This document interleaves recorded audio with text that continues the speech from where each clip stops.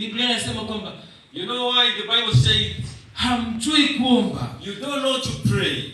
Ila Roho Mtakatifu anawaombea. But the Holy Ghost help you to pray instead of you. Kwa sababu because muda mwingine at a time kuna Wakristo, there are the Christians, hawajui siri za Mungu. They don't know the secret of God. Na hawajui siri za Shetani. They don't know even the secret of devil.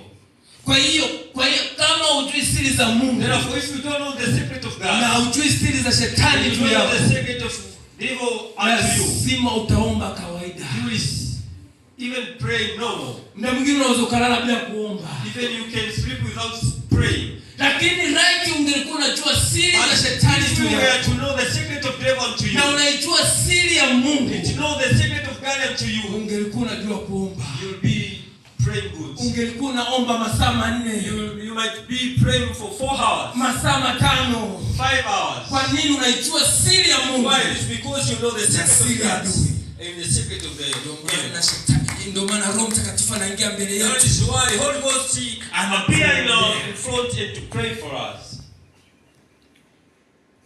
Yesu asifiwe.